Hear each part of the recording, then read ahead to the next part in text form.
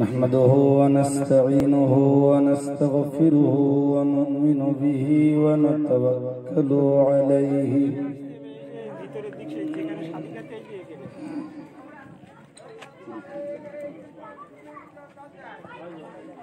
व नऊज़ु बिल्लाहि मिन शुरूरि अनफुसिना व मिन सय्यिआति अअमालिना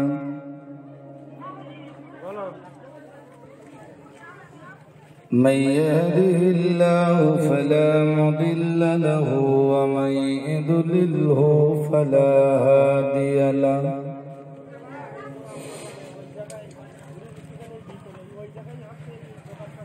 ونشهد أن لا إله إلا الله وحده لا شريك له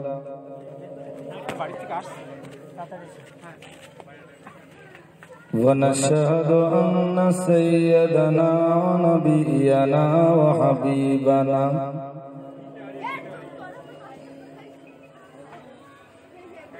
ومولانا محمدا صلى الله عليه وسلم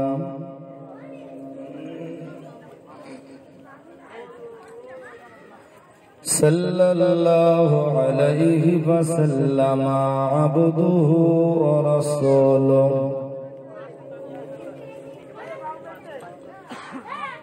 الذي أرسله بالحق بشيرا ونذيرا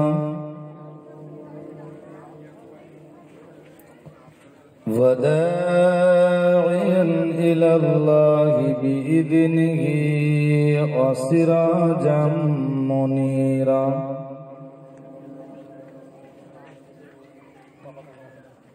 فأعوذ بالله من الشيطان الرجيم بسم الله الرحمن الرحيم إن الله وملائكته يصلون على النبي يا أيها الذين آمنوا صلوا عليه وسلموا تسليما اللهم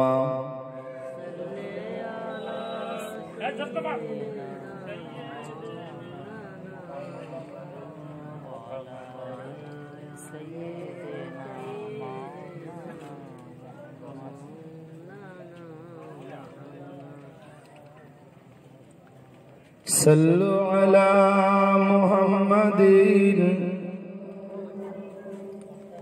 صلوا على صدر الأمين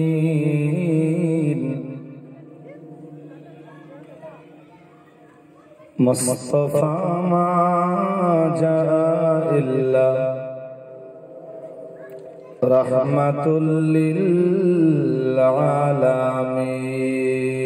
اللهم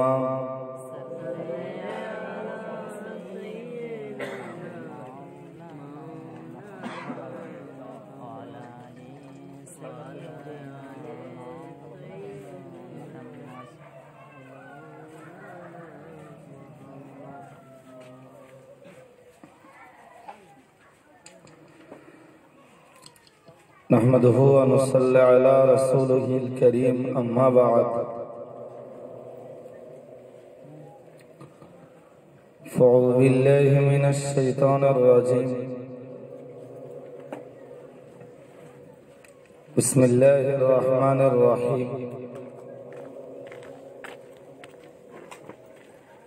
वशारिकुहुम फिल अमवाली वल औलादी वइदहुम वमा यइदहुमुश शैतानु इल्ला गुरूरा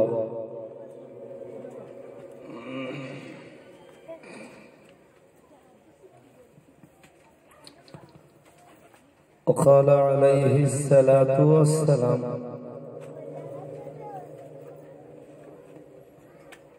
लिकुल्लि उम्मतिन फितनतुन व फितनतु उम्मती अलमाल।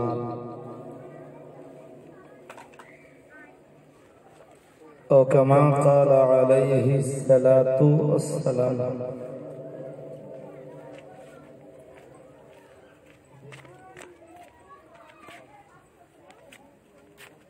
আজকের মাহফিলের মাননীয় সভাপতি সাহেব,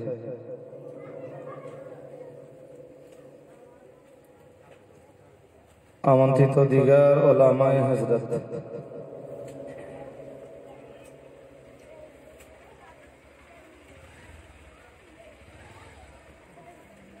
সমবেত ধর্মজ্ঞান অনুসন্ধানী শ্রোতা মণ্ডলী,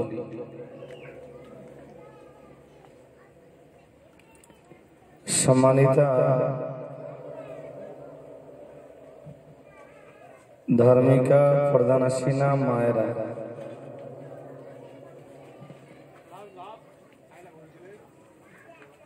আল্লাহ পাকের দরবারে শুকরিয়া জ্ঞাপন করছি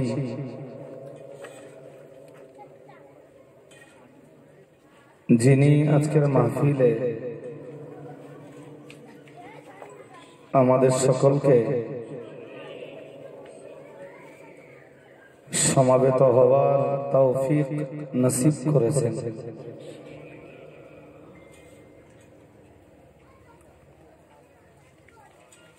মন ভরা কণ্ঠে সকলে পড়ি আলহামদুলিল্লাহ।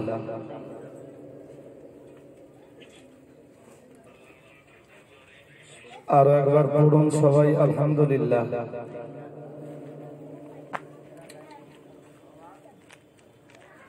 প্রিয় রাসূলের শানে আজকের মজলিস থেকে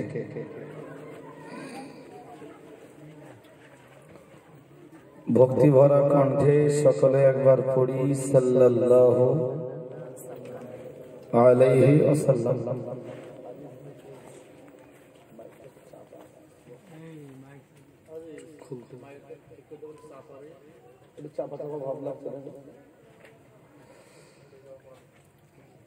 আম্মা বাদ,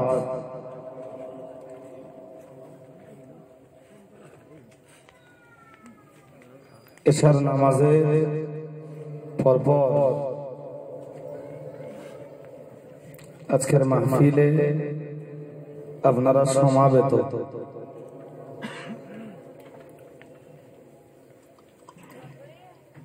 কুরআনুল কারীম থেকে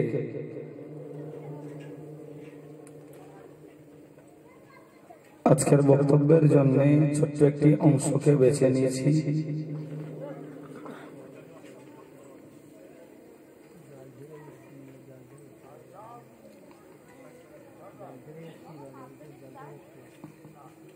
অগণিত হাদিস থেকে ছোট্ট একটি হাদিসের অংশকেও বেছে নিয়েছি।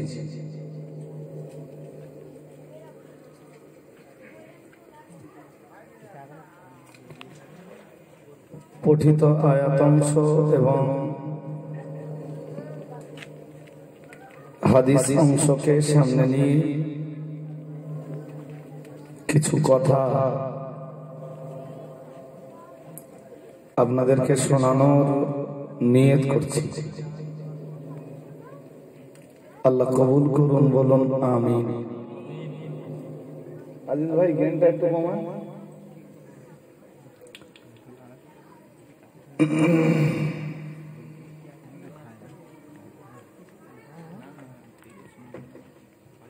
পৃথিবীতে আল্লাহ আমাদেরকে সৃষ্টি করেছেন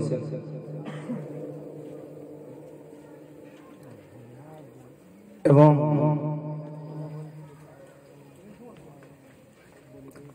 চাইবার পূর্বেই তিনি আমাদের যাবতীয় চাহিদা পূরণ করেছেন।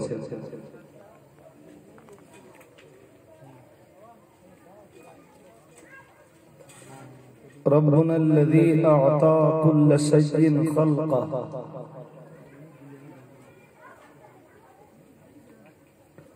রব তিনি যারা বসেছেন এই সূচনা লগ্নে শুরু থেকে কথাগুলি খুব মনের কান দিয়ে শোনো।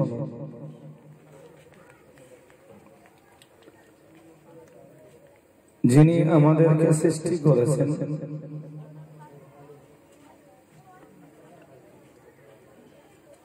সৃষ্টি করে আমাদেরকে ছেড়ে দেননি,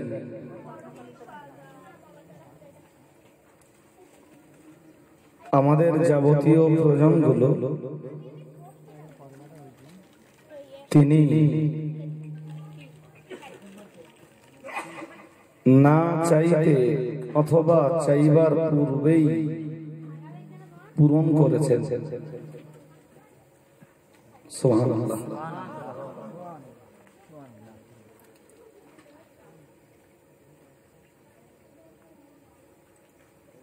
জীবন ধারণের সমস্ত সামগ্রী তারই সৃষ্টি।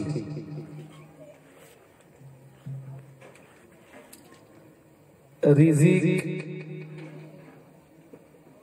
সেই রব্বুল আলামিনের দান করা রিজিক।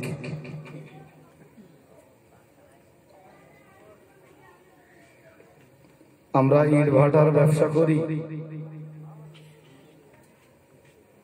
জল করে মাছের চাষ করি, কলকারখানা করি, আল্লাহর জমিনে চাষ করি,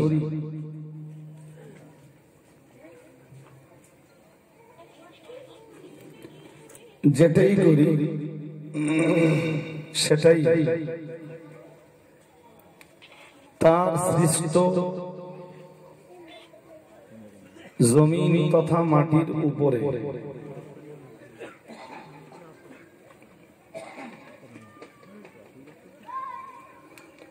যে যেভাবেই রুজির সন্ধান করুক,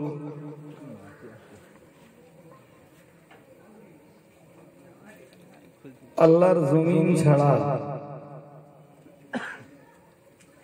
মানুষের রুজি রুটি কামাইয়ের দ্বিতীয় অপশন নেই।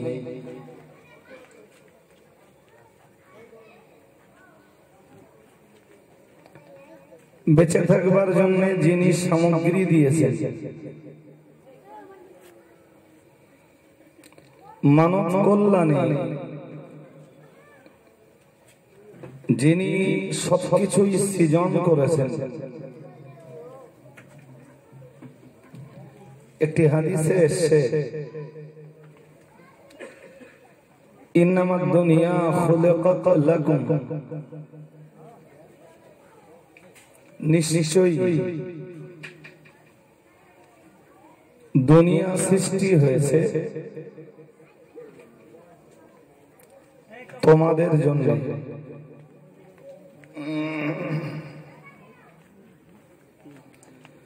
তার মানে তোমাদের কল্যাণে,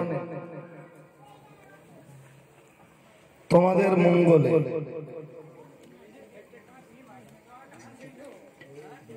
তোমাদের উপকারে तमाम दुनियार सबकिछुई सृजित। तबे मने रखो खुलिकतुम मिन आखिरा, তোমরা তৈরি হয়েছো পরকালের জন্য।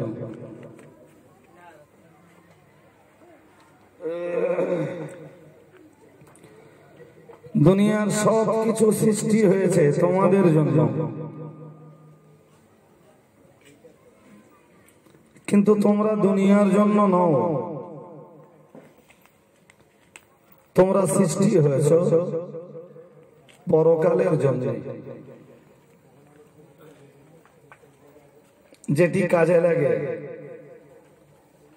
আমার সৃষ্টির ভিতরে, যেটা ইচ্ছা সেটা নিয়ে তোমরা ব্যবহার করো। যেগুলি আমি মানব কল্যাণে বৈধ করেছি।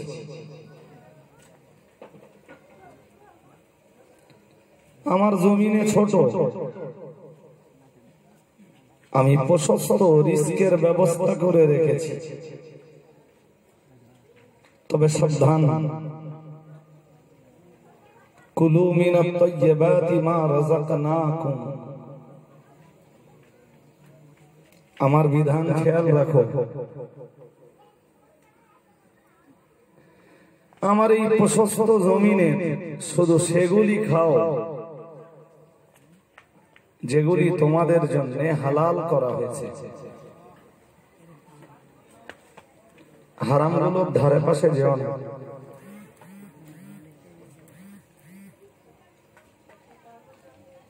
জীবন ধারণের জন্য টাকার প্রয়োজন সবার, সম্পদের দরকার সকলের, কিন্তু এই সম্পদ যেন পৃথিবীতে কোনো মানুষকে ডুবিয়ে না দেয়।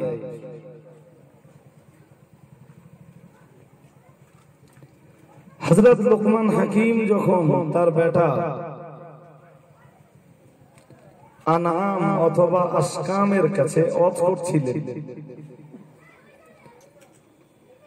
তো তিনি তার বেটাকে বলছিলেন, যত ওয়াজ করেছেন মুফাসসিররা লিখেছেন লুকমান হাকিমের প্রথম ওয়াজ ছিল, বেটা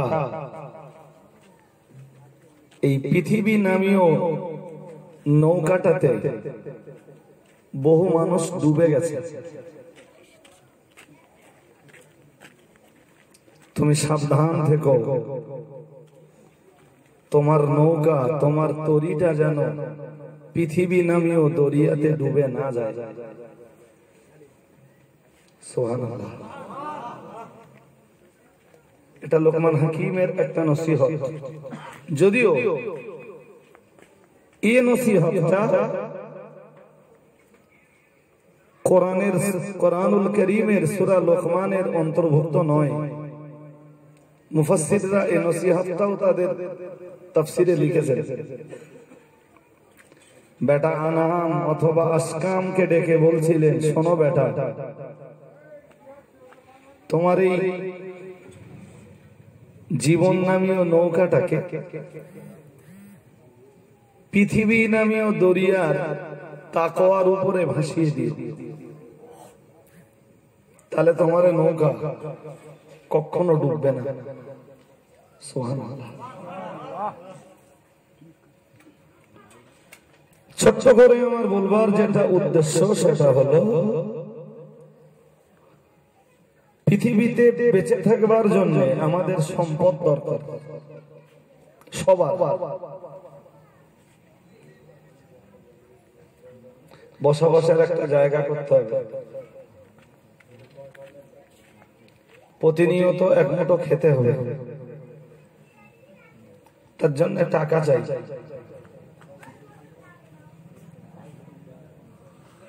ভিক্ষাবৃত্তি শরীয়তে জঘন্য হারাম, জঘন্য হালাল। হাদিসে এসেছে আবগাদুল মুবাহাত আত-তালাকু ওয়াস-সুয়াল, মানে দুটি জিনিস হলো ঘৃণ্য হালাল, হালাল তবে খুব ঘৃণ্য। একটা হলো তালাক আর একটা হলো ওয়াস-সুয়াল, ভিক্ষাবৃত্তি।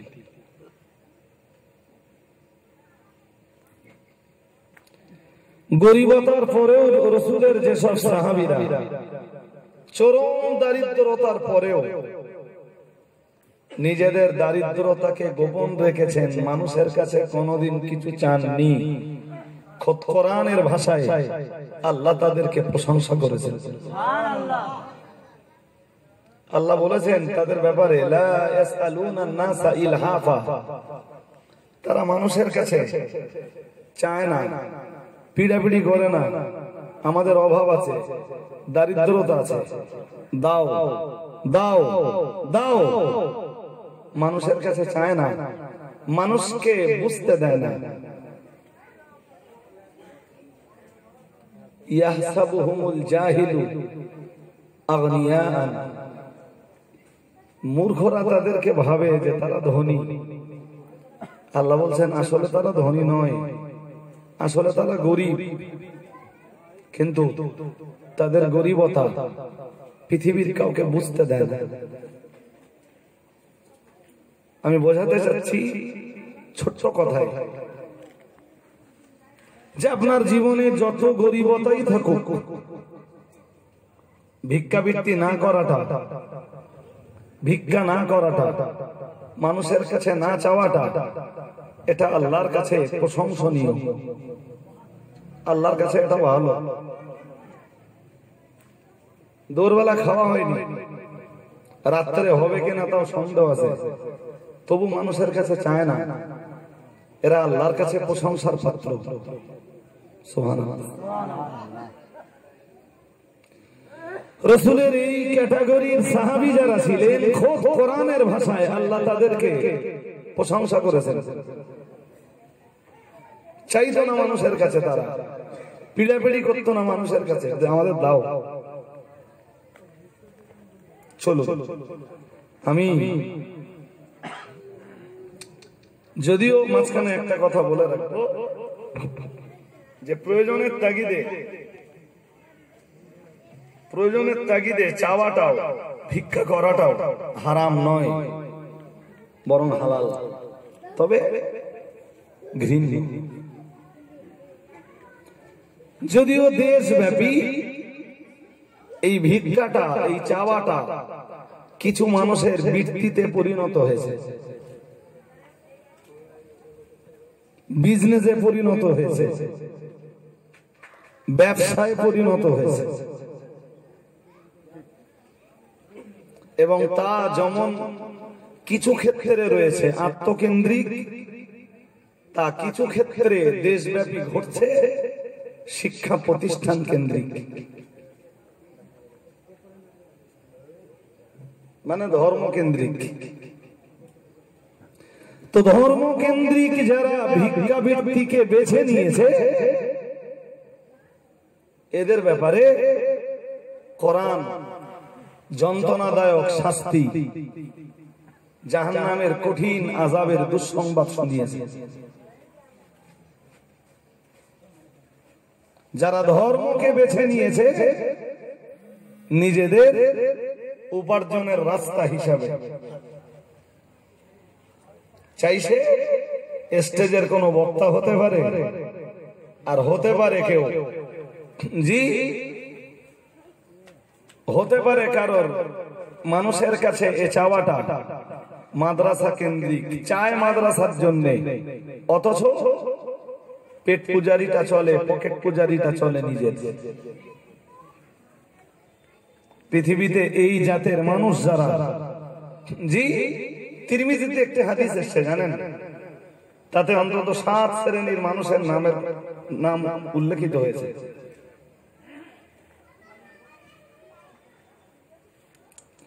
আল্লাহ পাকের রাসূল জানিয়েছেন, বিসাল আবদু আবদুন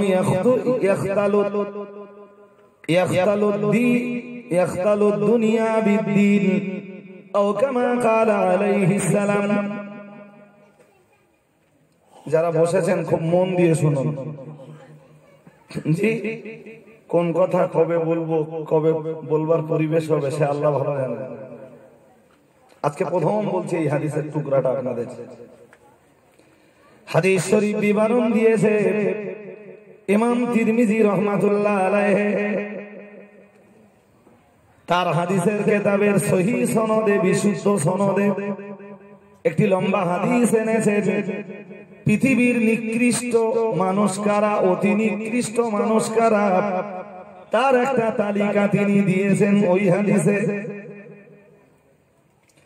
ইমাম তিরমিজি হাদিসে বলেছেন, আল্লাহ পাকের রাসূল জানিয়েছেন, বিসাল আবদু আব্দুন, আল্লাহ পাকের রাসূল জানিয়েছেন, আল্লাহর নিকৃষ্ট বান্দাদি, আল্লাহর বান্দাদিগের ভিতরে তারাই হলো নিকৃষ্ট বান্দা।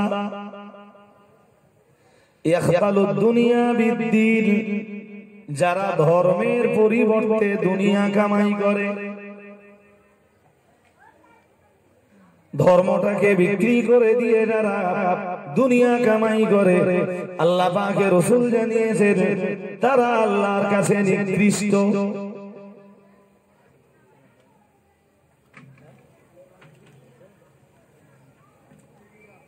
ভাই আমার এই কথাগুলি বলবার লক্ষ্য এইটাই যে দিন যে যেভাবেই বিক্রি করুক দুনিয়া কামাই করার জন্য, সে আল্লাহর কাছে নিকৃষ্ট। মানুষের কাছে হোক ফেরেশতা, মানুষের কাছে পাক সে প্রশংসা, মানুষের কাছে জি হোক সে প্রশংসিত, হোক সে মানুষের কাছে গুণান্বিত ব্যক্তি। কিন্তু যারাই দুনিয়ার পরিবর্তে দুনিয়া পাওয়ার আশায় ধর্মকে বিক্রি করে দেয়, বিক্রি করে খায়, ওরা আল্লাহর কাছে নিকৃষ্ট, অতি নিকৃষ্ট। আমার বলবার লক্ষ্য যদিও এই জায়গাটা নয়, বোঝাতে চাচ্ছিলাম যেটা, সেটা হলো যে কিছু মানুষ বাস্তবেই তারা অভাবী, কিন্তু তারপরও চায় না। নচেত অভাব অনটনের দায়ে একজন মানুষের জন্য পয়সাওয়ালাদের কাছে চাওয়া, গৃহস্থ ব্যক্তিদের কাছে যে চাওয়া, বিত্তশালীদের কাছে চাওয়া হারাম নয়, হালাল। যদিও হাদিসে এসেছে সেটা জঘন্য হালাল।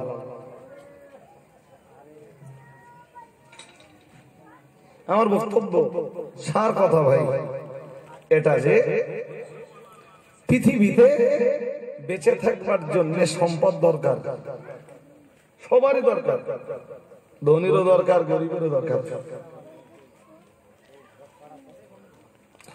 কিন্তু একটি আয়াত পাকের কথা মনে রাখুন, আল্লাহ পাক রব্বুল আলামিন জানিয়েছেন ইয়া আইয়ুহাল্লাযীনা আমানু, আল্লাহ পাক রব্বুল আলামিন জানিয়েছেন হে দুনিয়ার ঈমানওয়ালা মানুষের দল, আমি আল্লাহ পাক রব্বুল আলামিন বলছি লা তুলহিকুম আমওয়ালুকুম ওয়ালা আওলাদুকুম আন যিকরিল্লাহ।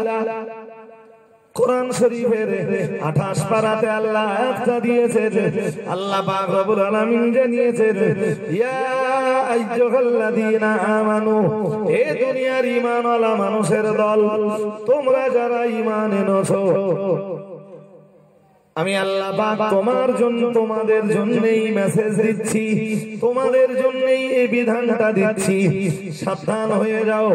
দুনিয়া করবার জন্য তোমাদের সম্পদ দরকার, কিন্তু মনে রাখো লা তুলহিকুম আমওয়ালুকুম ওয়ালা আওলাদুকুম আন যিকরিল্লাহ।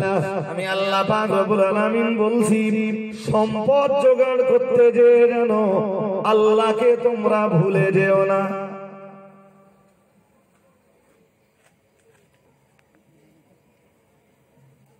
আবার বলছি সম্পদ সবার দরকার, আমারও দরকার, আপনাদেরও দরকার, বাঁচবার জন্য মুফতি সাহেবেরও দরকার। এবং পারলে দুহাত দিয়ে খেটে কামাই করো, তা না পারলে ব্যবসা হালাল, ব্যবসা করো। আল্লাহর জমিন প্রশস্ত, ছড়িয়ে পড়ো জমিনে, খুঁজে দেখো কোথায় হালাল রুজি রুটি রয়েছে। তবে আল্লাহ নিষেধ করে দিয়েছে হে ঈমানওয়ালারা, তোমরা যারা পরকালকে বিশ্বাস করেছো, জান্নাতকে যারা বিশ্বাস করেছো, জাহান্নামকে যারা বিশ্বাস করেছো, সাবধান হয়ে যাও। আমি আল্লাহ পাক রব্বুল আলামিন বলছি লা তুলহিকুম আমওয়ালুকুম ওয়ালা আওলাদুকুম, তোমরা সম্পদ কামাই করতে যে আল্লাহর জিকিরের কথা জানো ভুলে যেও না।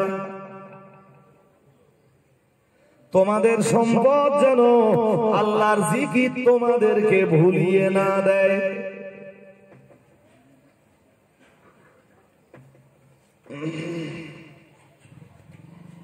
এর মর্ম কি? তোমরা সম্পদ কামাই করতে যে আর আলা ওলাদ লালন পালন করতে যে তোমাদের এই সম্পদ আর সন্তান এরা যেন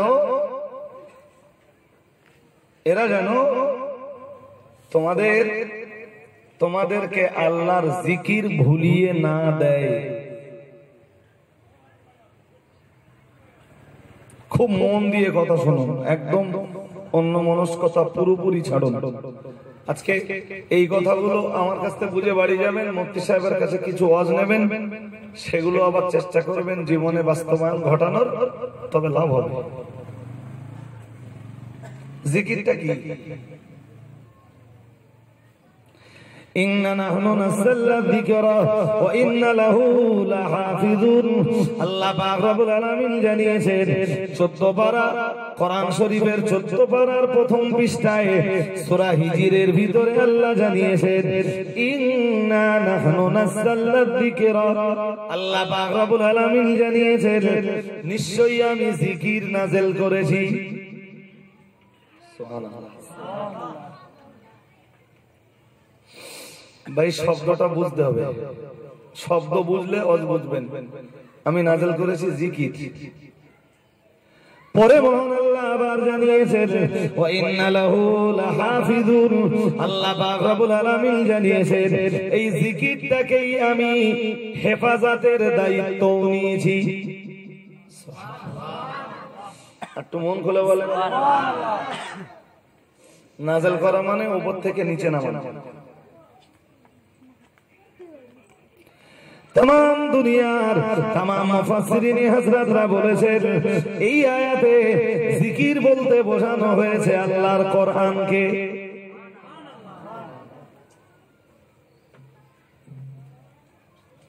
তাহলে এই আয়াতের মর্ম এটাই দাঁড়ালো, আল্লাহ পাক রব্বুল আলামিন জানিয়েছেন আমি কোরআন নাযিল করেছি, আবার কোরআন হেফাজতের দায়িত্বটাও আমি আল্লাহ নিয়েছি।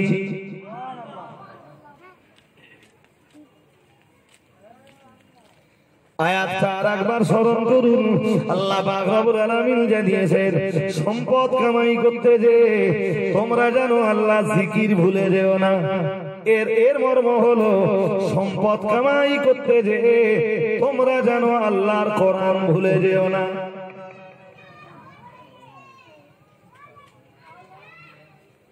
থাক ভাই, ওদিকে মন দেন না, সন্ধ্যাবেলা সময় চলে যাবে, সময় কেটে যাবে, তো আমি চলে যাবো। মুফতি সাহেব একদম নির্দিষ্ট সময়ে আসবেন আশা করছি। জি, যেটা বোঝাচ্ছিলাম, ওই যে আল্লাহ বললেন যে সম্পদ কামাই করতে যে, মাল কামাই করতে যে তোমরা জানো আল্লাহর জিকির ভুলে যেও না।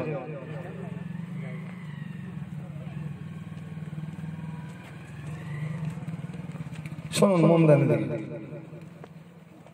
মাল কামাই করতে যে জানো আল্লাহর জিকির ভুলে যেও না।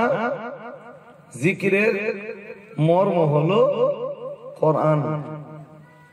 মাল কামাই করতে যে কোরআন ভুলো না। তা কোরআনের কি ভুলো না?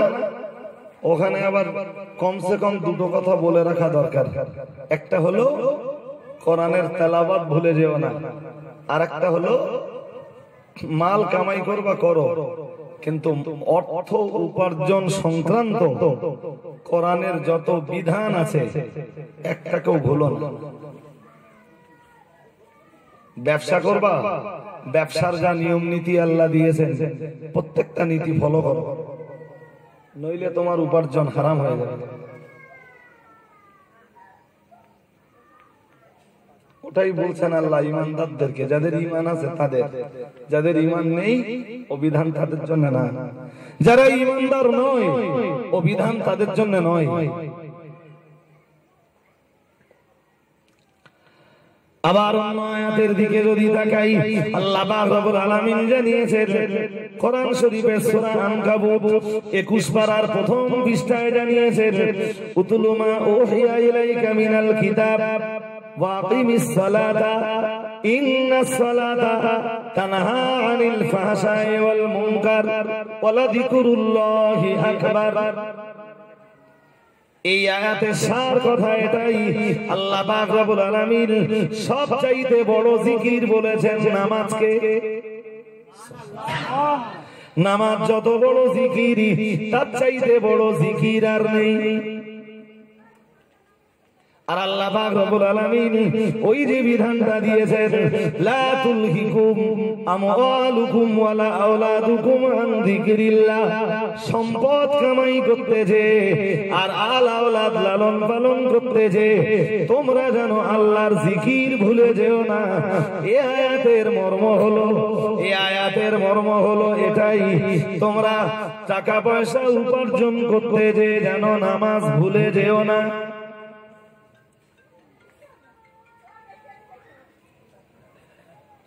আমার কথা কি বুঝতে অসুবিধা হচ্ছে? সম্পদ কামাই করতে যে এক নম্বরে বলেছি কোরআন ভুলো না। ফের ওখানে দুটো অপশন, কোরআনের তেলাওয়াতটা ভুলে যেও না, ওর সাথে সম্পর্ক রাখো, আর সম্পদ কামাই করার ক্ষেত্রে আমার যত বিধান আছে আমার একটি বিধান কেউ ভুলে যেও না। আমার বিধানগুলো ফলো করো, নইলে তোমার উপার্জন হারাম হয়ে যাবে। তুমি টাকা কামাই করবা, সাবধান হয়ে যাও। আমি আল্লাহ পাক রব্বুল আলামিন তোমার জন্য বিধান দিয়েছি লটারি কাটা চলবে না, তোমার জন্য বিধান দিয়েছি মদের ব্যবসা করা চলবে না, তোমার জন্য বিধান দিয়েছি লটারির ব্যবসা করা চলবে না, হারামের ব্যবসা করা চলবে না, তোমার জন্য বিধান দিয়েছি না না না না না চিটিংবাজি করে তুমি উপার্জন করতে পারবে না, মানুষকে ঠকিয়ে তুমি ব্যবসা করতে পারবে না, তোমার জন্য বিধান দিয়েছি তুমি হারাম কাজে জড়িয়ে সম্পদ কামাই করতে পারবে না। এক কথায় আল্লাহ বুঝিয়ে দিয়েছেন, আমার কোরআনের যত আইন আছে আমার কোরআনের আইনগুলোর মাথায় লাথি মেরে তুমি টাকা উপার্জন সম্পদ কামাই করতে পারবে না। ঠিক তথাই বলছো, নামাজকে বুড়ি আঙুল দেখিয়েও তুমি সম্পদ কামাই করতে পারবা। জোর করে বলেন, পারবা? বিধান কার? তুমি আল্লাহকে ভুলে যেও না। জি, আল্লাহর বিধানগুলি সামনে নিয়ে সম্পদ কামাই করো, তোমারও সম্পদ কামাই করাটাও আল্লাহর ইবাদতে গণ্য হবে। আরে ভাই, কামাইটা শুধু কামাই না, এই রুজি রুটির সন্ধানটা শুধু সন্ধান নয়, ওটাও আল্লাহর ইবাদত। সুবহানাল্লাহ বলবেন না? শুধু ইবাদত না, অনেক বড় ইবাদত। যদি সম্পদ কামাইতে হারাম না ঢোকে। ওই যে সন্তানগুলি লালন পালন করছেন বা আমরা করছি বা করি, জি, সন্তান লালন পালন শুধু বাবা হিসেবে দায়িত্ব, তাই না? হাদিস শরীফে এসেছে, আল্লাহ পাকের রাসূল জানিয়েছেন, ওমা আতা'আমতা আওলাদাকা ফাহুয়া লাকা সাদাকাতুন। খুব মন দিয়ে শুনুন, হাদিস শরীফ বিবরণ দিয়েছে, আল্লাহ পাকের রাসূল জানিয়েছেন, ওমা আতা'আমতা আওলাদাকা ফাহুয়া লাকা সাদাকাতুন। আল্লাহ পাকের রাসূল জানিয়েছেন, তুমি তোমার আল আওলাদ দিগকে, সন্তান দিগকে যেটা খাওয়াবে ওটা আল্লাহর দরবারে তোমার আমলনামায় সাদাকা, দান হিসাবে মঞ্জুর হয়ে যাবে।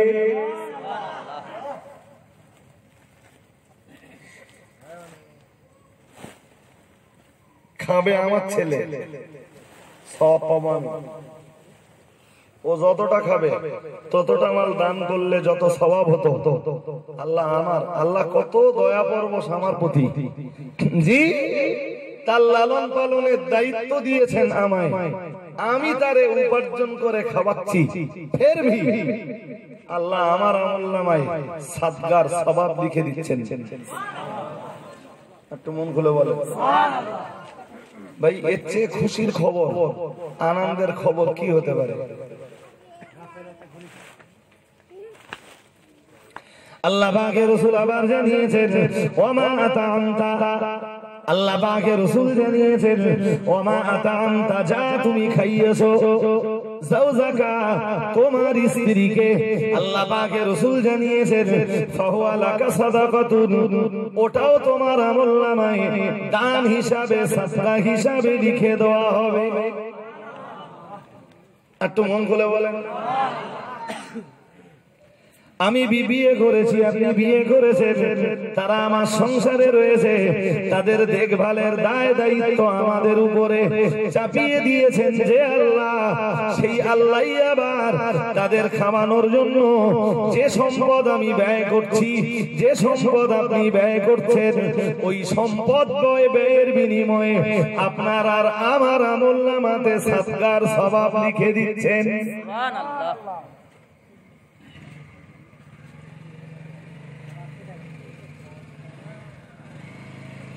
এরকম চলবে, এছাড়া রাস্তা নেই। এতে জনগণের মনোযোগ থাকে। তো এর ভিতরে কতটা রাস্তা আছে? তাহলে এখানে যখন মসজিদ দিয়েছেন, তাহলে আপাতত বাইক গুলো ওদিক রেখে এসে এদিক ঢুকতে পারেন, তারা একটু কষ্ট করুক।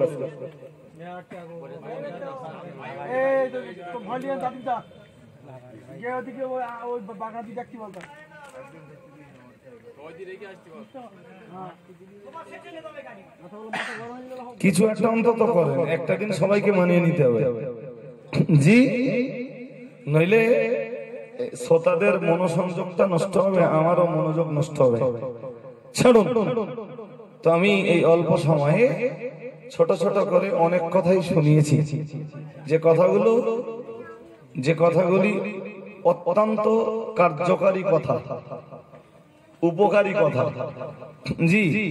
তা ভাই, এ কথাগুলো আপনাদের জীবনে মনে রাখতে হবে যে আমার পরিবার খায়, আমার মা খায়, বাপ খায়, ভাই খায়, বোন খায়, আমার ছেলে খায়, মেয়ে খায়, যারাই খায়, আমার গিন্নি খায়, আমি উপার্জন করি, বিনিময়ে আল্লাহ আমার আমলনামায় সওয়াব লিখে দেয়। কিন্তু আমি যখনই হারাম কামাই করে আনবো, সওয়াব কত বলে সওয়াব পাবো না, পাল্টা ওরা যারা খাবে, আমার দায়িত্বে থাকা লোকেরা যা খাবে, আমার উপার্জিত মাল যদি হারাম হয়, ওদের কোনো গোনা নেই, গোনা সব নিজের ঘাড়ে চাপবে। তুমি লটারি কাটবা, যাদের জন্য, যাদের সুখের জন্য লটারি কেটেছো, এরা তোমার গোনার ভাগ নেবে না, সব তোমার ঘাড়ে চাপবে। তা ভাই, খাবে সবাই, আর হারাম কামাই করে গোনা সব নিজের ঘাড়ে নেব, এটা চালাক না বোকা?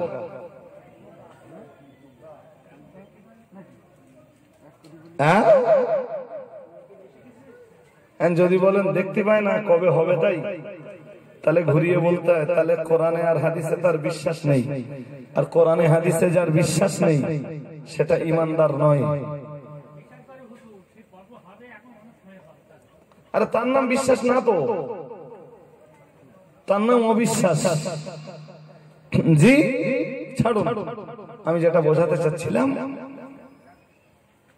এই জন্যে যত মানুষ বসেছেন আজকের মজলিসে, লোকে না মানুক ভাই, আপনাকে এই বিশ্বাস রাখতে হবে যে আমি মানবো, আমার এই টাকায় কখনো আমি ভেজাল ঢোকাবো না। এই জন্য রাসূল দোয়া চাইতেন, আল্লাহুম্মা ইন্নী আউযু বিকা মিনাল জুবন। আল্লাহ পাকের রাসূল ওই দোয়া চাইতেন, ও রব্বুল আলামিন, তুমি আমাকে রক্ষা করো, আমি রাসূলুল্লাহ, আমাকে তুমি রক্ষা করো কাপুরুষতার জীবন থেকে। আমি নবী জানো কখনোই কাপুরুষতার জীবন অবলম্বন না করি। একটু মন খুলে বলেন। আমার চোখের সামনে আমি দেখতে পাচ্ছি অন্যায় চলছে, অথচ আমি প্রতিবাদ করতে পারবো না। ও জীবন তো কাপুরুষতার জীবন। তাই নবী আল্লাহর কাছে চাইতেন, ও রব্বুল আলামিন, আমি নবী জানো কাপুরুষতার জীবন নিয়ে বেঁচে না থাকি, যতদিন বেঁচে আছি আল্লাহ অন্যায়ের প্রতিবাদ করে তুমি আমাকে বীর পুরুষের মতো বেঁচে থাকবার ক্ষমতা দাও।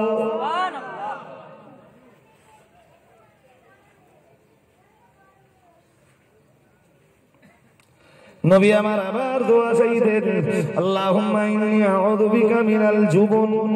এরপরে নবী দোয়া চাইতেন ওয়াল গিনা, ও রব্বুল আলামিন তুমি আমাকে রক্ষা করো ধনাঢ্যতার ফিতনা থেকে।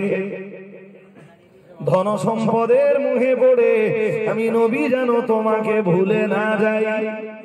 সুবহানাল্লাহ, একটু মন খুলে বলেন। সুবহানাল্লাহ। আমি অর্থ কামাই করতে যে, টাকা উপার্জন করতে যে আল্লাহ তোমাকে যেন হারিয়ে না ফেলি, তোমার বিধান যেন ভুলে না যাই, তোমার আইন যেন ভুলে না যাই। আল্লাহ যে টাকা তোমাকে ভুলিয়ে দেয়, তোমার আইনকে ভুলিয়ে দেয়, তোমার নবীর জীবনে ওই রকম টাকার কোনো প্রয়োজন নাই। বরং আল্লাহ ও রব্বুল আলামিন আল্লাহ যে টাকায় তোমার রেজামন্দি রয়েছে, ও রব্বুল আলামিন আল্লাহ যে টাকায় তোমার খুশনদি রয়েছে, তোমার সন্তুষ্টি রয়েছে, যে টাকায় রয়েছে তোমার দয়ার জান্নাতের সুগন্ধি জড়িয়ে, ও রব্বুল আলামিন ওই রকম টাকা ওই রকম সম্পদ তুমি তোমার নবীর নসিবে কবুল করো। আল্লাহ যে টাকায় রয়েছে তোমার জাহান্নামের আগুন জড়িয়ে, যে টাকায় রয়েছে জাহান্নামের দুর্গন্ধ জড়িয়ে, আল্লাহ তোমার নবীকে তুমি ওই রকম সম্পদ ওই রকম টাকা থেকে হেফাজত করো।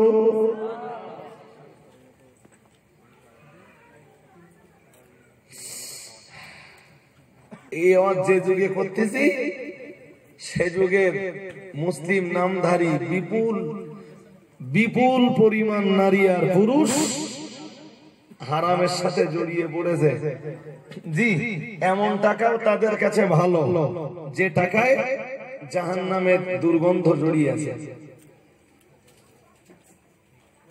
সুদের টাকায় জাহান্নামের দুর্গন্ধ জড়িয়ে রয়েছে, ঘুষের টাকায় জাহান্নামের আগুন জড়িয়ে রয়েছে, মা বোনদের মহিলা সমিতির টাকায় জড়িয়ে রয়েছে জাহান্নামের দুর্গন্ধ আর জাহান্নামের আগুন। আছে না নেই? নবী যেখানে দোয়া চেয়েছেন, আল্লাহ তুমি আমাকে রক্ষা করো অফিতনাতিল গিনা, ধনাঢ্যতার ফিতনা থেকে। আল্লাহ ও রব্বুল আলামিন আল্লাহ যে টাকা তোমাকে ভুলিয়ে দেয়, তোমার জিকির ভুলিয়ে দেয়, তোমার আইন ভুলিয়ে দেয়, যে টাকা জাহান্নামের কাছাকাছি পৌঁছে দেয়, যে টাকা জান্নাত থেকে দূর করে দেয়, ও রব্বুল আলামিন আল্লাহ ওই টাকা থেকে তোমার নবীকে তুমি হেফাজত করো। কিন্তু গোটা সমাজের দিকে তাকিয়ে দেখলে দেখা যায় পনের টাকায় তো জাহান্নামের দুর্গন্ধ জড়িয়ে, সুদের টাকায় জাহান্নামের দুর্গন্ধ জড়িয়ে। ও মুসলমান বাবাজিরা, তারপরে রয়েছে অন্যান্য উপায়, মানে জুয়ার টাকায়, লটারির টাকায়, এই জাতীয় টাকাগুলিতে রয়েছে জাহান্নামের আগুন জড়িয়ে। অথচ জাহান্নামের আগুন জড়িয়ে থাকা আর জাহান্নামের দুর্গন্ধ জড়িয়ে থাকা টাকা তো বর্তমান সমাজের তথাকথিত কিছু মুসলমানদের কাছে ভালো, গন্ধও লাগে না, হাতও পড়ে না, কিচ্ছু হয় না। জি ভাই, রাসূলের একটি হাদিস এসেছে, প্রিয় রাসূল বলেছেন, আপনাদের মনোযোগ আছে তো? নাই, সবে তো শুরু হয়েছে। হাদিস শরীফ বিবরণ দিয়েছে, আল্লাহ পাকের রাসূল জানিয়েছেন, লা তাজুরু কদাম ইবনে আদম হাত্তা ইউসালা আন খামসিন। আল্লাহ পাকের রাসূল জানিয়েছেন, হাশরের ময়দানে প্রত্যেকটি আদমের আওলাদকে 5টি করে প্রশ্ন করা হবে। কয়টি? সবাইকে। যেটা বলবে আমি আদমের সন্তান। আমরা সবাই কার সন্তান? আদম আলাইহিস সালামের সন্তান সবাই। জি, তো 5টা করে প্রশ্ন আমাদের মাস্ট। কবে? এই ওখানে কি খেতেছো?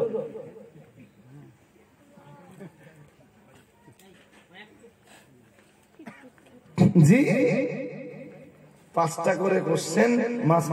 আমাদের টাকা নেবে সবাইকে। আরে ভাই, আমাদের তো কপাল ভালো যে কোশ্চেন হওয়ার আগেই, প্রশ্ন হওয়ার আগেই, পরীক্ষা হওয়ার আগেই নবী প্রশ্ন ফাঁস করে দিয়েছে। সুবহানাল্লাহ বলুন। একটু মন খুলে বলেন। পরীক্ষার আগে যদি প্রশ্ন ফাঁস হয়ে যায় তো পাস করা সহজ। আর এর পরেও যেটা না পাস করতে পারবে,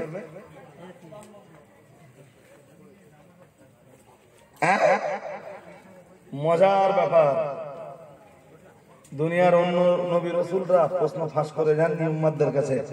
এটা উম্মতে মুহাম্মাদীর স্পেশাল অফার। স্পেশাল একদম কবর থেকে নিয়ে হাসর পর্যন্ত কি কি প্রশ্ন হবে, কোন জায়গায় কি হিসাব হবে, কোথায় নামাজের হিসাব হবে, কোথায় আল্লাহর হকের বিচার হবে, কোথায় মানুষের হকের বিচার হবে, নবী সব প্রশ্ন ফাঁস করে গেছে। উম্মতের কাজ হলো শুধু সেই প্রশ্নগুলোর রাইট অ্যান্সার করা। রাইট? কিন্তু ভাই কি জাতের মুসলিমের পাল্লায় পড়েছি যে প্রশ্ন হাতে পাওয়ার পরেও সেই প্রশ্নের রাইট অ্যান্সার লিখে পাস করতে চায় না। তাহলে এদের কি পাস করার ইচ্ছা আছে? হ্যাঁ না আছে? নেই। এদের অ্যাকচুয়াল ইচ্ছাটাই হলো ফেল করার, ফেল করে জাহান্নামে যাওয়া। ভালো করে মাথায় লাগান, ভালো করে মাথায় ধরুন।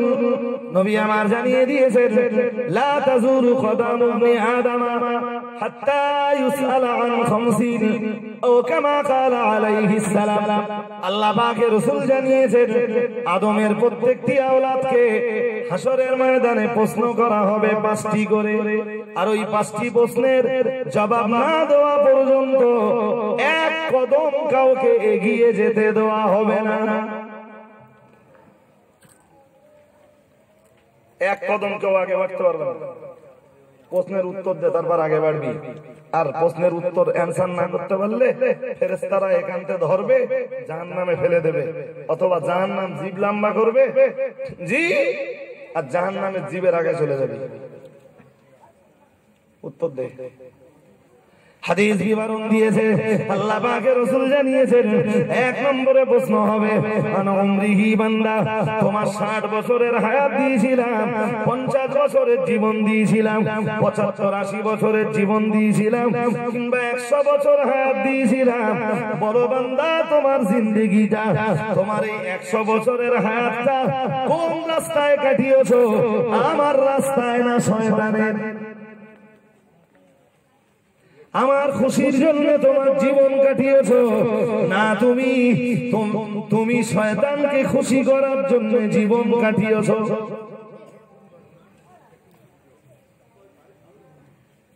এই জন্য ইমানদারদের সময়, আল্লাহ ওয়ালাদের সময় আল্লাহ ছাড়া অন্য কারোর রাস্তায় খরচ হবে হবে? ক্যারাম বোর্ডের আড্ডায় যাবে না, তাসের আড্ডায় যাবে না, জুয়ার আড্ডায় যাবে না, চায়ের দোকানে অযথা বসে সময় নষ্ট, দোকানে বসে লোকের নামে সমালোচনা, লোকের নামের গীবত না। সময় মোটে শয়তানের জন্য দেবে না। যেটুকু সময় পায় দেবে কার জন্য? কার জন্য? আর শুধু আল্লাহর জন্য দেবেন তাই না, ওটা আপনি আল্লাহর কাছে বিক্রিও করে দিয়েছেন।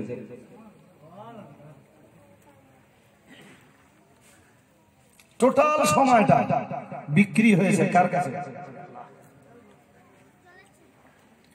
ওটা কোরআন শরীফের 11 পারা সূরা তাওবার ভিতরে রয়েছে।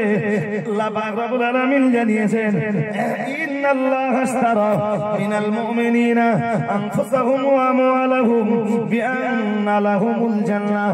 আল্লাহ পাক রব্বুল আলামিন জানিয়েছেন নিশ্চয়ই মহান আল্লাহ ঈমানদারদের মাল আর ঈমানদারদের জান কিনে নিয়েছেন। সুবহানাল্লাহ। একটু মন খুলে বলেন সুবহানাল্লাহ। কে কিনেছেন? আল্লাহ। কি কিনেছেন জানা? তো কিনতে গেলে কিছু দিতে হবে তো, কথা বলো। কেনাকাটা এমনি হয় না, কিছু দিতে হয়। হ্যাঁ, আল্লাহ তাআলা এবার বলছেন বিআন্না লাহুমুল জান্নাহ। শোনো ঈমানদাররা, তোমাদের জান আমার কাছে বিক্রি হয়ে গেছে, তোমাদের মাল আমার কাছে বিক্রি হয়ে গেছে। জি, এই জান আর এই মালের বিনিময়ে আমি তোমাদেরকে জান্নাত দান করব। সুবহানাল্লাহ। একটু মন খুলে বলো সুবহানাল্লাহ। আচ্ছা, ঈমান একজন ঈমানদারের জন্য, একজন ঈমানদারের জন্য নারী হন আর পুরুষই হন, যিনি হন, এর চেয়ে খুশির খবর আর কি যে তার জান আর তার মাল আল্লাহর কাছে বিক্রি হয়েছে জান্নাতের বিনিময়ে।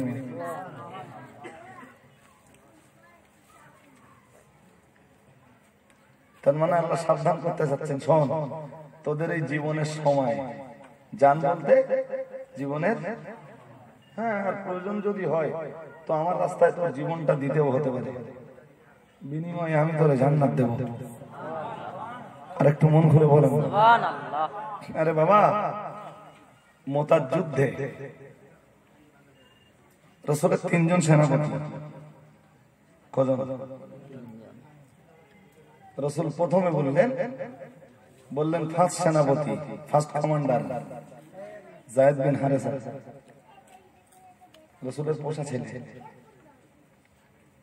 দ্বিতীয় সেনাপতি হযরত জাফর বিন আবি তালেব, আবু তালেবের ছেলে জাফর, মানে রাসূলের চাচাতো ভাই, হযরত আলীর ভাই, নিজের ভাই।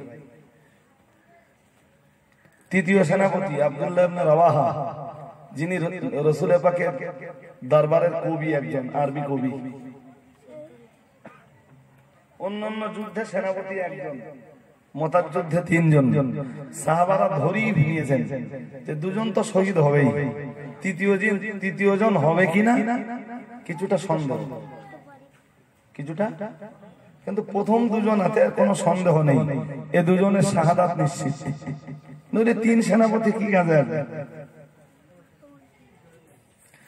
যুদ্ধ যখন চলছে মুতা প্রান্তরে, ভালো করে মাথায় রাখুন, রাসূলুল্লাহ যুদ্ধে যাননি, যেতে পারেননি, সাহাবাদেরকে পাঠিয়েছেন। রাসূলুল্লাহ মদিনায় বসে বসে যুদ্ধের তামাম ইতিহাসগুলো সাহাবীদের কাছে তুলে ধরছিলেন।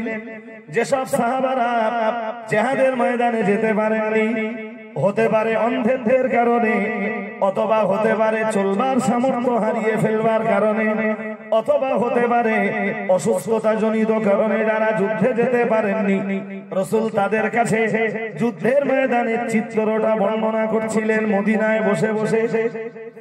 সুবহানাল্লাহ। একটু মন খুলে বলেন সুবহানাল্লাহ। কোথায় বসে বলেন? মদিনা। সামনে কিছু আছে?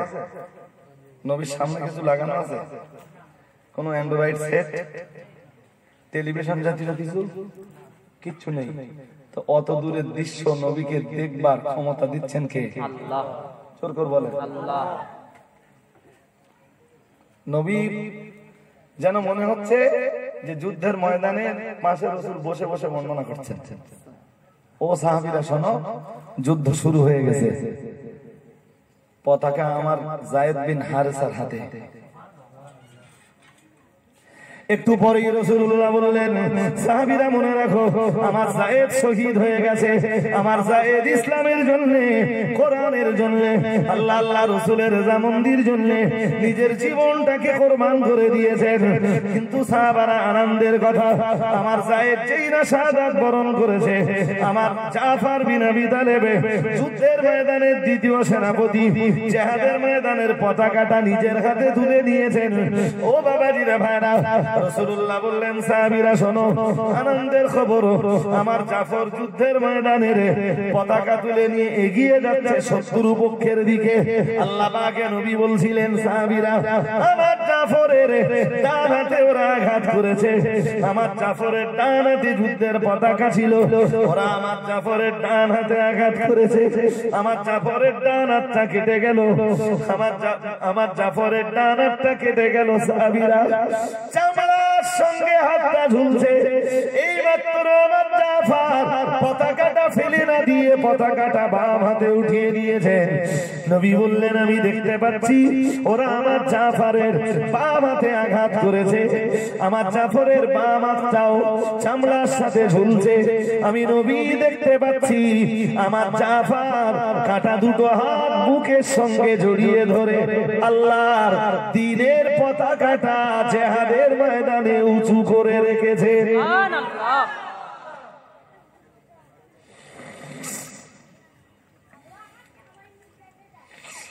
নবী মদিনায় বসে বসে বর্ণনা করছিলেন সব দেখতে পাচ্ছিলেন কাঁদছিলেন রাসূলুল্লাহ আমার আব্দুল্লাহ আমার যায়েদ বিন হারেসা শহীদ আমার জাফরের অবস্থাও ভালো নয়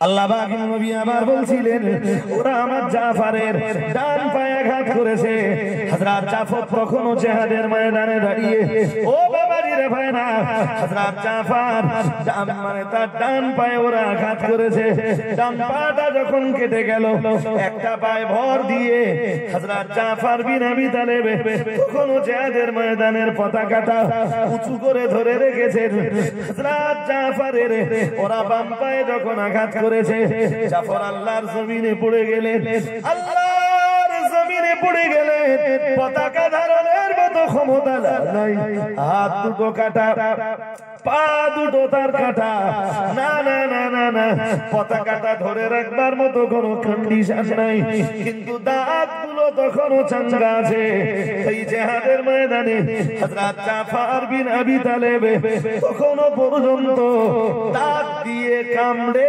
জিহাদের ময়দানে পতাকাটা ইসলামের পতাকাটা উঁচু করে রেখেছে সুবহানাল্লাহ আর একটু মন খুলে সুবহানাল্লাহ পরবর্তী সময়ে ওরা যুদ্ধের ময়দানে হেরে গেল শত্রুরা হেরে গেল খ্রিস্টানরা হেরে গেল ও বাবাজিরা ভাইরা হযরত খালিদ ইবনুল ওয়ালিদ সাহাবীদেরকে ডেকে বললেন ও নবী সাহাবীরা জিহাদের ময়দানে যারা শহীদ হয়েছে তাদের দেহগুলোকে এক জায়গায় করো হযরত জাফরের দেহটা যখন এক জায়গায় করা হলো দেখতে পাওয়া গেল হযরত জাফরের দেহে 90টার বেশি তীর এবং তলোয়ারের আঘাত কত কত ওই জান কিনে নিয়েছেন আল্লাহ তাই জীবনটা উৎসর্গ করেছেন আল্লাহর রাস্তায় একজন মানুষের ভাবতে পাচ্ছেন 90টার বেশি আঘাত বুখারীতে এসেছে বুখারীর মাগাজিতে 90টার বেশি আঘাত তার দেহে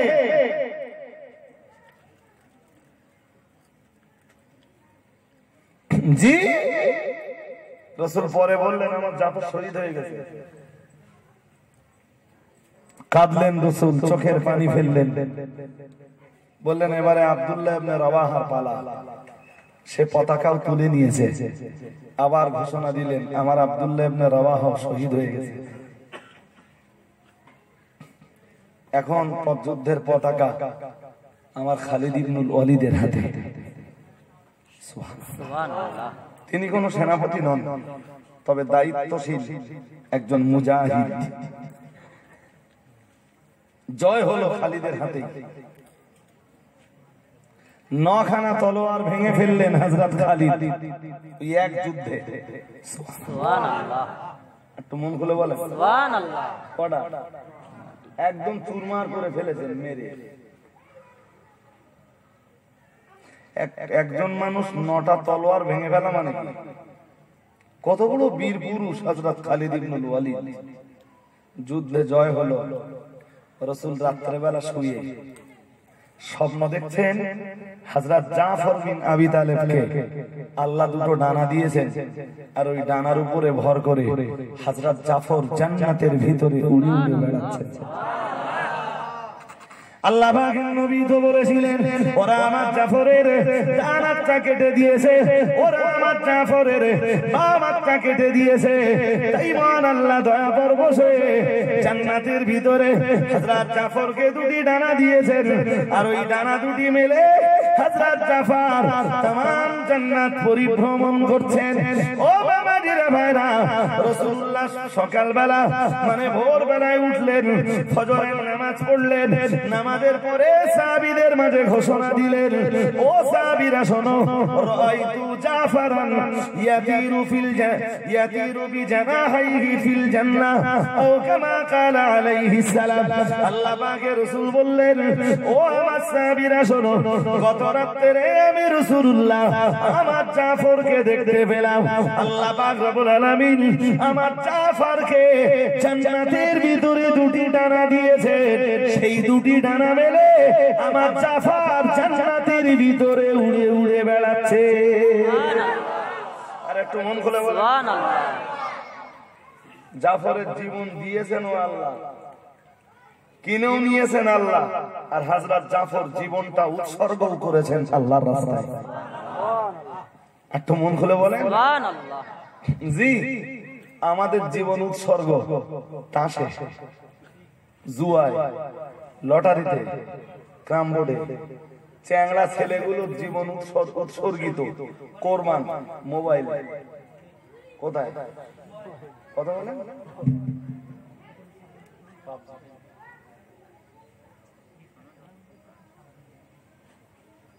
ছাড়ো, ওই একটা আয়াতের একটুখানি বোঝাতে যে এই কথাগুলো বলে ফেললাম। কোনটা?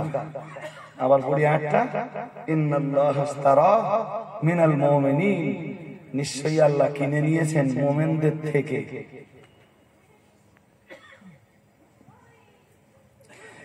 আনফুসাহুম, তাদের জীবনগুলিকে, মুমিনদের জীবনগুলিকে আল্লাহ কিনে নিয়েছেন। ওয়া আমওয়ালাহুম, মুমিন মুমিনা নারী পুরুষের মালগুলিকেও আল্লাহ কিনে রেখেছেন।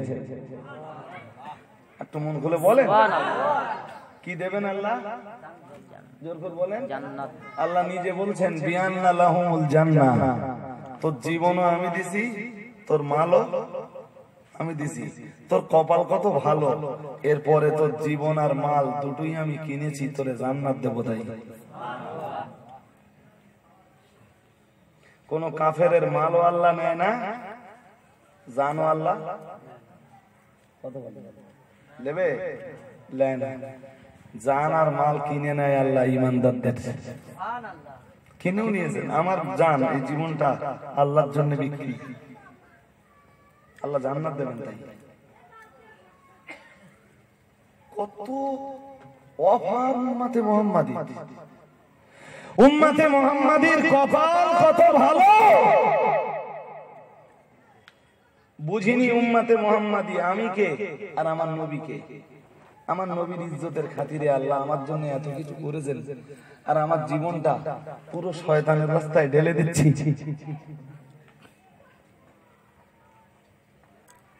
ছেলেরা যারা আছো ভাই, যুবক ছেলে যারা আছো, ওই যারা ক্রাম বোর্ড খেলো, তোমাদের অনুরোধ করছি আমি, ক্রাম বোর্ড খেলাটা বন্ধ করো।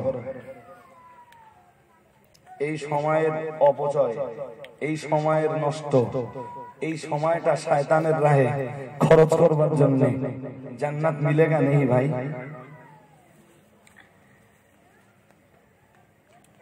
जन्नत मिलेगा नहीं तो क्या मिलेगा?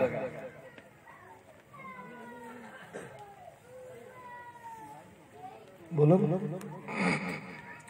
ভালো করে মাথায় রাখুন 18 পারার প্রথম সূরা সূরাতুল মুমিনুন। আল্লাহ ঈমানদারদের নামে একটা সূরা দিয়েছেন। ও বাবাজিরা ভাইরা, ওই সূরাটার ভিতরে আল্লাহ জান্নাতে যাওয়ার জন্য ঈমানদারদের জন্য 7টি আমল দিয়েছেন। কয়? আল্লাহ বলেছেন তোরা জান্নাত যাবি, আমি তোদের 7টা আমল দিচ্ছি, এটা কর, আমি ওয়াদা করছি উলাইকা হুমুল ওয়ারিসুন আল্লাযীনা ইয়ারিসুনাল ফিরদাউসা হুম ফিহা খালিদুন। এই 7টা আমল তোরা করবি, বিনিময়ে আমি তোদেরকে জান্নাত দেব। আরেকটা মন খুলে বলো আমল কটা? তবে ওই 7টা আমল বলো, আগের দুটোর বাইরে না। আগের দুটো মানে জানার মাল। আগের ওই 7টা আমল, এই পরের এই 7টা আমল আগের ওই দুটো কাজের বাইরে। সময় যাচ্ছে, হুজুরের গাড়ি বাঁশি বাজছে। হুজুর কি লেট করে আসে কখনো? একদম সময় হলে ঢুকে যাবে। জি চলুন, প্রশ্ন করা ছিল এ বলতে 7টা আমল বলতে গেলে সময় লাগবে, একটুখানি বলে দেই। একটা 7টার 2 নম্বরটা বলছি, ওয়াল্লাযীনা হুম আনিল লাগবি মুরিদুন। আল্লাহ পাক রব্বুল আলামিন ওই 7টা কাজের দ্বিতীয় নম্বরে জানিয়েছেন ওয়াল্লাযীনা হুম আনিল লাগবি মুরিদুন। আল্লাহ পাক রব্বুল আলামিন জানিয়েছেন দুনিয়ায় যারা লঘু কাজ থেকে বিরত থাকে আমি ওদেরকে আমার জান্নাতে জায়গা দেব। শুনতেছেন? মন আছে এদিকে না অন্যদিকে আছে? কি বলিস বলেন? লঘু কাজ কি বলেছি? লঘু ল লুডু খেলা হারাম না হালাল কোরআন শরীফের স্পষ্ট কোনো আয়াত নেই, তবে আয়াত দ্বারা সবুত হবে, প্রমাণ হবে। জি ছাড়ুন, যেটা বোঝানোর দরকার, লঘু কাজ থেকে যারা বিরত থাকবে আমি তাদেরকে কি দেব? ঘোষণাকার। এবার বুঝতে হবে আপনাকে লঘু কাজটা কি।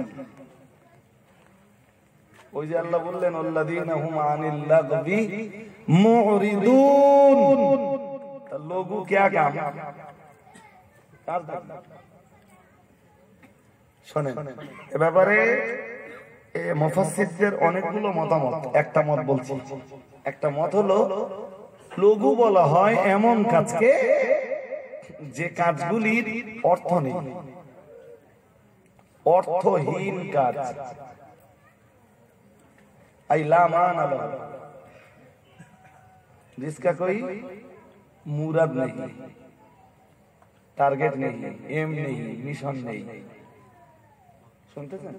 যার কোনো লক্ষ্য নেই, উদ্দেশ্য নেই, মিশন নেই, সেটা হলো কি কাজ? যেমন এইবার বলেন লুডু খেলা,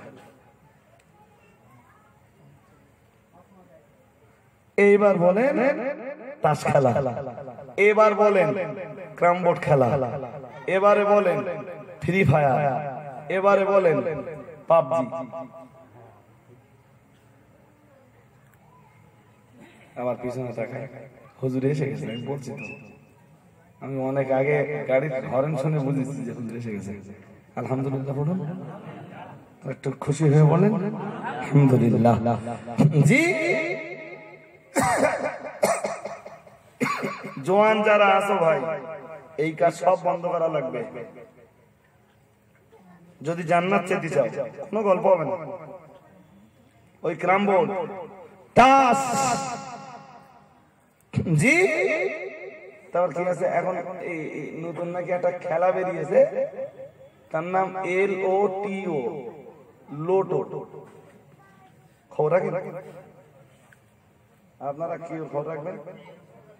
চাচা যারা আছে তার কাছে ফোন দিলি সোজা করে ধরতে পারে। এই হুজুরও থাকলে সমস্যা। জি শুনুন, শুনুন মন দিয়ে কথা। জি খেলাটার নাম LOTO, লোটো, লুডু না, লোটো। ওদি নাকি জুয়া হচ্ছে, সহ্য করতে পারবেন? দেশ জুড়ে IPL জুয়া যা চলেছে চলেছে, এমনি তাসের জুয়া চলে, ক্যারাম বোর্ডও নাকি শুনেছি মাঝে মাঝে। কিছু বলতেছেন না?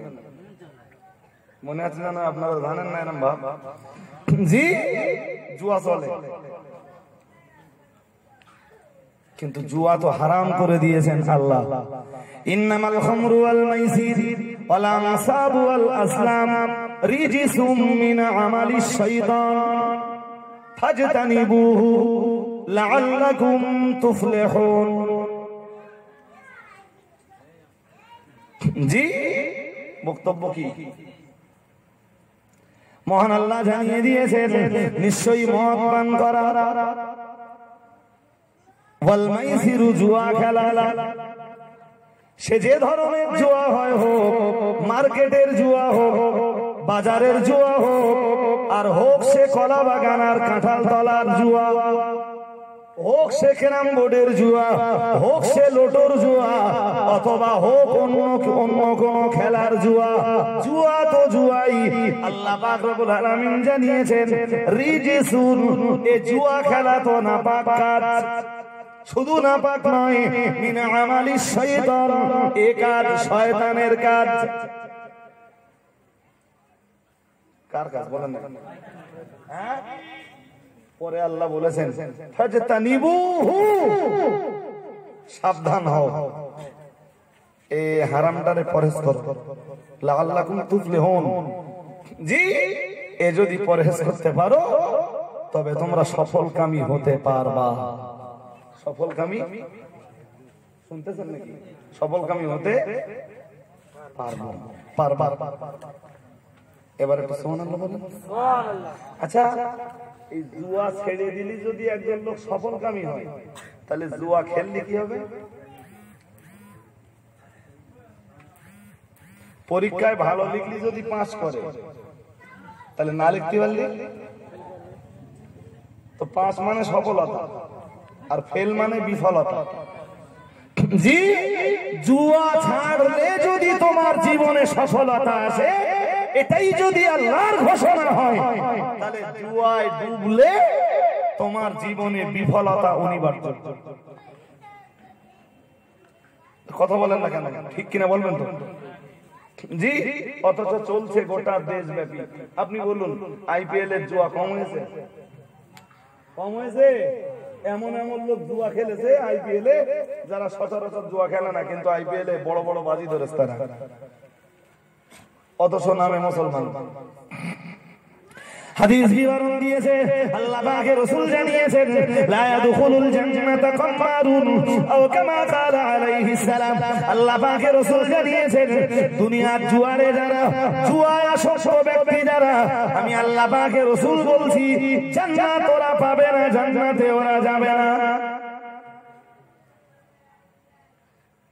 আর আমি আগের আয়াত পড়ে বলেছিলাম, আল্লাহ যখন আপনার জীবন কিনে নিয়েছেন আর আপনার মাল যখন আল্লাহ কিনে নিয়েছেন, তাহলে আপনার মাল যেমন শয়তানের রাস্তায় খরচ হবে না, আপনার জীবনের সময়টাও তেমন আল্লাহ বিরোধী কোন রাস্তায় খরচ হবে না। যাদের মাল আল্লাহ রাস্তায় খরচ হবে, আর যাদের জীবনের সময় শুধু আল্লাহর রাসূলের রিজামন্দির জন্য ব্যয় হবে, ওরা বিনিময়ে আল্লাহর নিকট থেকে জান্নাত পাবে। ওটাই বোঝাচ্ছিলাম ছোট্ট একটি হাদিস পড়ে। আল্লাহ পাকের রাসূল জানিয়েছেন লা তাজুলু কদামু ইবনি আদামা হাত্তা ইউসআলা আন খামসিন আও কামা ক্বালা আলাইহিস সালাম। আল্লাহ পাকের রাসূল জানিয়েছেন 5টা করে প্রশ্ন করা হবে। আল্লাহর নবী জানিয়েছেন ও 5টা প্রশ্নের জবাব দেওয়া লাগবে, না দিতে পারলে এক কদম এগিয়ে যেতে দেওয়া হবে না। নবী আমার 1 নম্বরে জানিয়েছেন আন উমরিহি, বান্দার বয়স সম্বন্ধে জিজ্ঞেস করা হবে, তোমার এত বছর হায়াত দিয়েছিলাম, বলো তুমি হায়াতটা কোথায় কাটিয়েছো? জবাব যদি দিতে পারে তো কপাল ভালো, অন্যথায় এগিয়ে যেতে দেওয়া হবে না। নবী আমার 2 নম্বরে জানিয়েছেন ওয়ান শাবাবিহি, 2 নম্বরে কোশ্চেন করা হবে তোমার যৌবন সম্বন্ধে। ও বান্দা বান্দি বলো তোমার জওয়ানি বয়সটা কোথায় কাটিয়েছো? শয়তানের খুশি না আমার খুশির জন্য? বলো, জবাব দাও। জবাব দেওয়া লাগবে। ও আমার যৌবন যদি বিপথে কেটে থাকে, জবাব আল্লাহ একদিন নেবেন। আপনার যৌবন যদি বিপথে কেটে থাকে তো কি প্রশ্ন না করে ছেড়ে দেবে আল্লাহ? কথা বলেন, ছাড়বে? 3 নম্বরে প্রশ্ন হবে, যেটা আমার আজকের বক্তব্যের সার কথা। 3 নম্বরে প্রশ্ন হবে, ও আমালিহি মিন আইনা ইকতাসাবাহু ও কামা ক্বালা আলাইহিস সালাম। নবী আমার জানিয়ে দিয়েছেন 3য় নম্বরে প্রশ্ন হবে, বলো বান্দা, মাল তুমি কোথা থেকে কামাই করেছিলে? এবার মনে করে দেখেন গোড়া রোদের সাথে মেলে কিনা। জি, মাল তুমি কামাই করেছিলে কোত্থেকে? লটারি, জুয়া, টাস, কি কিভাবে কামাই করেছিলে? গ্রাম ভোট পিটে, পণ নিয়ে? বলো, তোমার মাল কামাই করার সময় আমার আইনগুলো তোমার ব্রেনে ছিল না ছিল না? কেন কাজে লাগাওনি? জবাব দাও। কেউ যখন জড়িয়েছে জুয়ায়, কেউ যখন জড়িয়েছে টাসে, কেউ যখন জড়িয়েছে লটারিতে, ও বাবাজিরা ভাইরা, কেউ জড়িয়েছে পণের টাকায়, তো আমার সমাজের মা বোনেরা জড়িয়েছে মহিলা সমিতিতে। তাহলে আল্লাহর আদালতে সেদিন বিশুদ্ধভাবে জবাব দিতে পারবে, রাইট অ্যানসার করতে পারবে এরকম লোক কজন?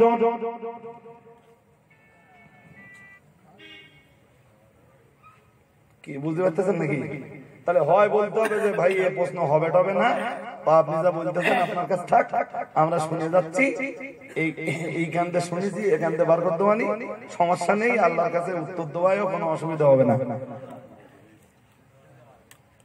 তা যদি না, যদি বলেন না ভাই যা বলতেছেন ঠিক, এ নবীর হাদিস, এ প্রশ্ন হবেই, আর আমাদের রাইট অ্যানসার করা লাগবে, না করতে পারলে জাহান্নাম যাব, জি, তাহলে আমার অনুরোধ, বিনীত অনুরোধ আপনাদের কাছে, সম্পদ কামাই করার ক্ষেত্রে সামলে যান, মাল কামাই করার ক্ষেত্রে সামলে যান, জি। আর যখন মাল কামাই করতে যে সামাল দিতে পারবেন, আল্লাহর আইন বিধানগুলোকে মাথায় রেখে তদানুযায়ী জীবন পরিচালনা করতে পারবেন, সম্পদ কামাই করার আঙিনাতেও, তখন ওই সম্পদ কামাই করার ক্ষেত্রটাও হবে আপনার ইবাদতের ক্ষেত্র, ওই সম্পদ কামাইটাও হবে তখন ইবাদত, আর ওই পরিবারকে খাওয়াবেন, ফের বিনিময়ে আল্লাহ আপনার আমলনামায় আবার সাদকার সওয়াব লিখে দেবেন। কথা কি বুঝতে অসুবিধা হয়েছে? তাহলে মোটামুটি জ্ঞান শুরু করেছিলাম, সেখানে পৌঁছে গেছি, জি। শুনুন, ছাড়বো, মুফতি সাহেব এসে গেছে। কি বলছেন? দুটো বসন, এই তাড়াতাড়ি করে 3টে বলে ফেললাম, তাই এত সহজ না?